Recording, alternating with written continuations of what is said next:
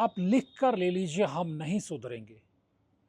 हम उस रात की घटना के बाद भी नहीं संभले थे जब दिल्ली में निर्भया बेटी को चलती बस में हैवानों ने अपनी हैवानियत का शिकार बनाया था।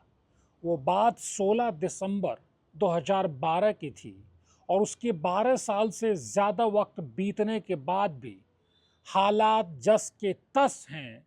हम एक दिन कैंडल मार्च निकालेंगे, हल्ला करेंगे, पुलिस प्रशासन सरकारें भी जागेंगी और उसके बाद फिर कोई शैतान हैवान किसी बेटी बहन माँ को अपनी हैवानियत का शिकार बना लेगा।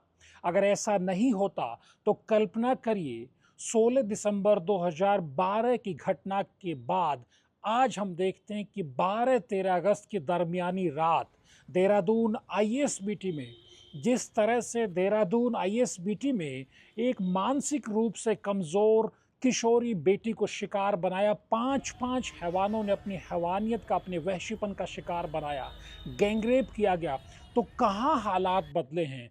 दिल्ली में चलती बस में गैंगरेप हुआ और देहरादून में तो आज 12 साल बाद हालात ये हो गई। आईएसबीटी जिसे सबसे सुरक्षित होना चाहिए था, तमाम यात्री जो बहन बेटियां पढ़ने के लिए, नौकरी पेशा बाहर काम करने के लिए जाती हैं या फिर दिल्ली, दूसरी जगह दिल्ली एनसीआर गुरुग्राम से काम करके देहरादून वापस आती हैं आधी रात में, सुबह तड़के जल्दी, लेकिन किस तरह से दिल्ली से एक बच्ची को बिठा के, जो मुरादाबाद की बच्ची है, उसको बिठा करके लाया जाता है और देहरादून आईएसबीटी में जब तमाम सवारी उतर जाती हैं फिर उस बच्चे के साथ दुष्कर्म किया जाता है।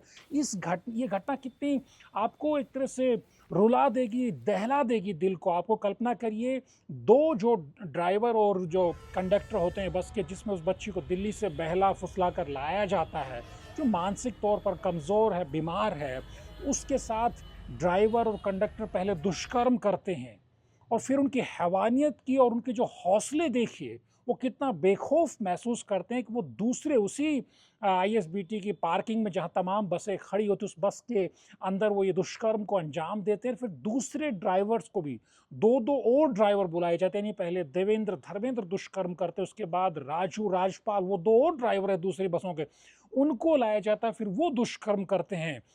और किस तरह से कानून का खौफ नहीं है, किस तरह ये दरिंदे अपने आप कितना बेखौफ समझते हैं कि जब वो कंडक्टर दुष्कर्म के बाद कैशियर के पास कैश जमा कराने के लिए जाता है तो वो एक घटना कैशियर को बता करके उसको लेकर के भी आता है, फिर वो भी दुष्कर्म करता है।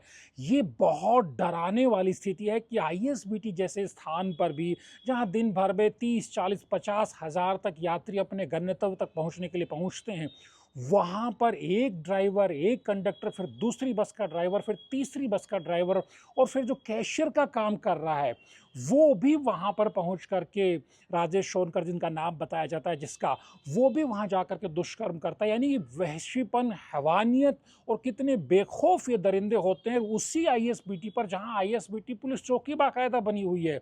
किस तरह के सुरक्षा के इंतजामात है, पुलिस का किस तरह का इकबाल है और आईएसबीटी का जो इंतज़ाम देखने वाली तमाम जो संस्थाएं, उनकी क्या स्थिति आप समझ सकते हैं।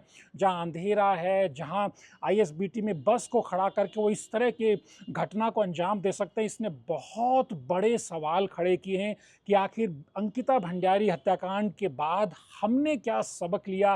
क्या देवभूमि के माथे पर ये आईएसबीटी देहरादून की घटना अब एक और कलंक नहीं है?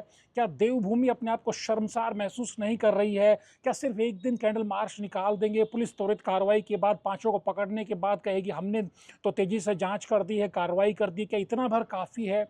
और सबसे बड़ा सवाल तो समाज के सामने भी है कि वो 15-16 साल की किशोरी नाबालिग बच्ची है और जो दुष्कर्म करने वाले हैवान, उनकी उम्र 32 साल से 57-58 साल के बीच है। तो कल्पना करिए, क्या उनके घर में माँ, बहन, बेटियां नहीं हैं?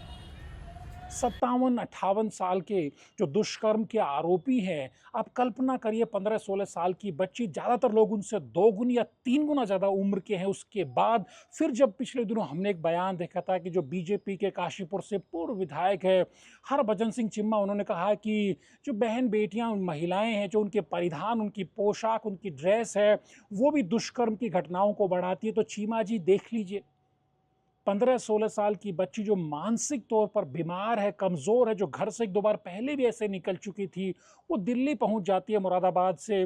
वो उसको देहरादून लाया जाता है। उस बच्ची का क्या गुनाह था? उसने कौन सी भड़काऊ ड्रेस पहन सकती थी? ये समाज के भीतर भी सोच बदलने की ज़रूरत है। समाज के भीतर जो ख़ास तौर पर जो हमारी पॉलिटिकल पार्टीज़ हैं, ये तमाम मसले हैं।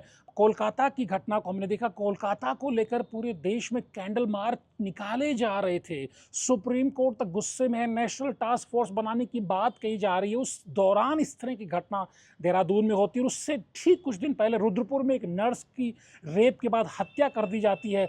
तो ये सिलसिला थम नहीं रहा है। ये अपने आप में समाज के स्तर पर भी, सिस्टम के स्तर पर भी और सरकार के स्तर पर भी जागने चेतने का वक्त है, क्योंकि दरिंदे अपने वहशीपन से बाज नहीं आ रहे हैं। अगर ज़रा भी खौफ इन दरिंदों को होता है कि आईएसबीटी के पास आईएसबीटी पुलिस चौकी है, अगर वहाँ गश्त लगातार की जा रही होती, वहाँ अच्छे से सीसीटीवी कैमरे काम कर रहे होते, वहाँ अच्छा रोशनी का, प्रकाश का इंतज़ाम हुआ होता, तो क्या इस घटना को रोका जा सकता था? ये बड़ा सवाल है और समाज के स्तर पर भी एक बड़ा सवाल है कि हम महिलाओं को लेकर के किस तरह का बिहेवियर करें। क्योंकि आप कल्पना करिए, एक दरिंदा दुष्कर्म करता है, फिर दूसरा, उसके बाद औरों को बुला कर के लाते हैं। मतलब किस हालात में हैं चीज़ें, किस तरह बेखौफ वो अपने आप को महसूस कर रहे हैं। किसी महिला को जो उनका शिकार होती है उसे किस तरह गोश्त की तरह समझते हैं, किस तरह कोई उनके लिए कि कुछ भी उसका अस्तित्व नहीं है, मतलब अस्तित्व को नकारने की स्थिति है। ये बहुत सारे सवाल खड़े हुए हैं इस देहरादून आईएसबीटी के दुष्कर्म कांड के बाद, इस सामूहिक रेप कांड के बाद, और इसमें बहुत आगे बढ़कर बहुत कड़ा कदम उठाने की ज़रूरत है। क्या समझा जाए कि इन पांचों दरिंदों को फांसी के फंदे तक पहुंचाया जाएगा? ये अपने आप में सबसे बड़ा सवाल है। तनुज अड्डा के वीडियोस को लाइक कीजिए, शेयर कीजिए और चैनल को सब्सक्राइब करिए और कमेंट करके ज़रूर बताइए इस तरह के दुष्कर्म कैसे रोके जा सकते हैं, इस तरह की घटनाएं क्यों हो रही हैं, समाज के तौर पर हमारी और आपकी जिम्मेदारी क्या है। नमस्कार।